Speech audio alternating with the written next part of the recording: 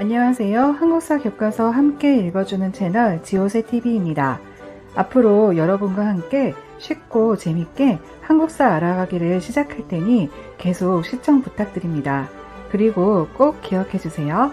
아래 설명에 링크되어 있는 블로그를 방문하시면 오늘 들으신 내용을 텍스트 버전으로 보시고 프린트물도 다운받으실 수 있습니다. 차례대로 인쇄하여 모으시면 나만의 한국사 참고서를 만드실 때 유용하게 사용하실 수 있을 테니 많은 이용 부탁드립니다. 이번 시간은 백제의 말기, 무왕과 의자왕의 시대, 그리고 백제의 멸망에 대해 알아보는 시간입니다. 당나라와의 연합으로 이루게 된 신라의 상북 통일 과정에서 안타깝게 쓰러져간 백제의 운명을 함께 살펴보도록 하겠습니다. 제위 당시 10여 차례 이상 군대를 일으켜서 신라를 침공하면서 일생을 신라에게 빼앗긴 백제 땅을 찾기 위해서 노력했던 무왕은 서동교의 주인공, 또 선화공주의 남편으로 널리 알려져 있습니다. 무왕의 아버지는 법왕 또는 위덕왕이라고 기록되어 있고요. 삼국사기에 따르면 무왕은 풍채가 뛰어나고 뜻과 기상이 호방하고 걸출하다 그렇게 기록되어 있습니다. 여기 너무나 유명한 이야기 서동설화가 있습니다. 삼국유사에 기록된 이야기인데요. 무왕은 과부였던 그의 어머니가 집 앞 연못에 살던 그런 용과 더불어서 낳은 아이라고 그렇게 이제 기록되어 있는데, 용은 뭐 거짓말일 테니까 아마 왕족을 상징하지 않나 그렇게 생각됩니다. 무왕은 어렸을 때 말을 캐면서 생계를 유지했는데, 그래서 마서자를 사용해서 한문으로는 서동이라고 그렇게 이제 표기가 된 거죠. 그는 신라 진평왕, 선동여왕의 아버지인데요. 진평왕의 셋째 딸 선화공주가 너무 최고의 미녀다 이런 소문을 듣고서 경주로 가서 선화공주가 밤마다 남들 몰래 어떻게 한다 이런 노래를 지어가지고 아이들한테 말을 공짜로 나눠주면서 이렇게 가서 부르라고 그렇게 한 거죠. 이 노래의 가사가 선화공주님은 남 그지 얼어두고 맞둥벙울 밤에 뭘 안고 가다 이런 내용인데요. 이렇게 노래를 지어서 부르라고 했는데, 그런데 이 노래를 엄청 잘 지었나 봅니다. 부르기 쉽고 중독성이 강해서 서러벌 안에 삽시간에 퍼지게 된 거죠. 그래서 이런 추한 소문이 진평의 귀까지 들어가게 되고요. 선화공주가 마침내 궁궐에서 쫓겨나서 귀향을 가게 되자 선홍이 그 앞에 짠 나타나고 선화도 믿음직한 그에게 마음을 주었다고 합니다. 역시 사람은 잘생기고 봐야 하나요? 그렇게 서동은 선화를 데리고 백제로 왔고요. 자기가 말을 캐던 곳에서 아주 흔하게 있었던 황금을 엄청나게 캐가지고 선화공주의 아버지 진평왕에게 보냈고, 그런 다음 이렇게 저렇게 인심을 얻어서 백제왕이 되었다는 그런 스토리입니다. 그리고 선화공주의 부탁으로 익산에 거대한 사찰인 미륵사를 지었다고 그렇게 기록되어 있습니다. 이 서동설화는 우리나라 고대사의 로맨스라고 불리면서 전혀 의심받지 않는 그런 이야기였는데요.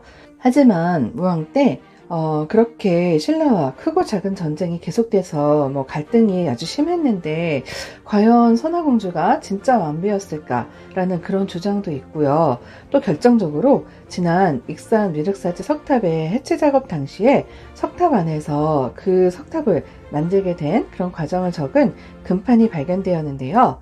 거기에 무왕의 왕비는 자평 사택적덕에 따르며 그녀가 발언하여서 석탑을 세웠다, 이렇게 기록이 되어 있었던 거죠. 이 기록에 의하면 서동과 선화공주 이야기는 정말 그냥 후대에 꾸며낸 설화에 불과한 건데요. 그래서 서동은 무왕이 아니라 공식적으로 신라와 국혼을 했던 동성왕일 것이다, 이런 이야기도 있습니다. 그러나 또 금판에 집과 탑을 세 군데 세웠다, 이렇게 이제 나와 있는 걸 보면은 그중 하나는 선화공주 이야기가 있었을 수도 있는 거죠. 옛날 왕들의 왕비가 한 명뿐은 아니었으니 충분히 있을 수 있는 그런 이야기인 거죠. 아무튼 이렇게 서동과 선화공주 이야기는 지금도 백제 최대의 미스테리로 남아 있습니다. 고구려가 당의 침략을 막아내는 동안 백제 의자왕은 신라를 공격해서 대하성을 비롯한 40여 개의 성을 빼앗습니다. 의자왕은 무왕의 첫째 아들로 이름이 부여의자였는데 망한 나라의 왕이었기 때문에 왕이 죽은 뒤에 받게 되는 이름인 시호를 받지 못해서 원래 이름을 그대로 사용해서 의자왕이라고 그렇게 부르고 있습니다. 삼국사기에 따르면 부모에게 효도하고 형제에게 우애가 있어서 사람들이 해동증자라고 일컬었다라고 이렇게 되어 있는데, 참고로 증자는 공자의 제자 가운데 한 사람인데 아주 극진한 효도를 한 것으로 유명합니다.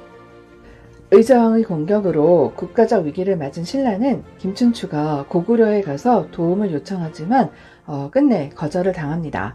이에 고립된 것과 마찬가지인 신라는 다시 김춘추가 당으로 갑니다. 그래서 당태종에게 군사 동맹을 제의하는 거죠. 마침 고구려 정복을 실패했던 당태종은 다시 고구려를 공격할 기회만 보고 있었으니까 당연히 신라의 제의를 받아들입니다. 나당연합군이 백제 공격을 준비할 때 백제는 지배층이 분열되고 정치 상황이 아주 혼란했습니다. 백제가 제대로 방어를 하지 못하는 사이에 김유신이 이끄는 신라군이 황산벌에서 계백의 오천결사대와 최후의 결전을 벌이고요.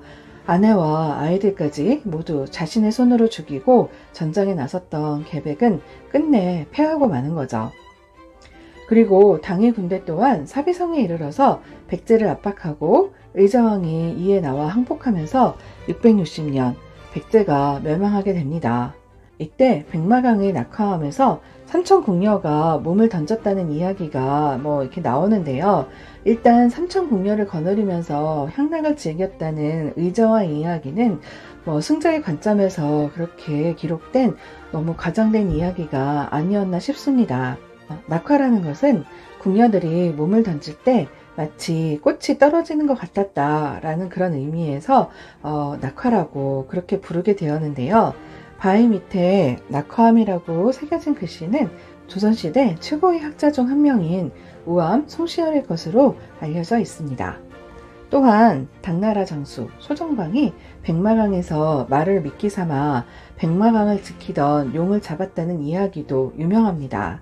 그 장소는 현재 조령대입니다. 이렇게 백제가 멸망하면서 의자왕과 태자를 비롯한 많은 왕족들은 당에 끌려갔고, 당은 사비성에 군대를 주둔시키면서 웅진 도독부를 설치하고 백제 땅을 지배하려는 그런 야욕을 보입니다. 백제가 멸망한 이후 백제 부흥운동은 바로 아주 거세게 일어납니다. 복신과 도침, 흑치상지 등은 주류성과 임종성에서 군사를 일으키고 백제 부흥운동을 이끄는데요. 이 세 사람은 복도가 까매졌다, 이런 식으로 외우시면 쉬울 것 같습니다. 이들은 외에 지원군을 요청하고 사비와 웅진을 제외한 200여 개의 성을 되찾기도 합니다. 하지만 역시 지도층의 내분으로 세력이 약화되었고 백제와 외의 연합군이 백강 전투에서 나당 연합군에 크게 패하면서 결국 백제 부흥운동은 실패하게 됩니다.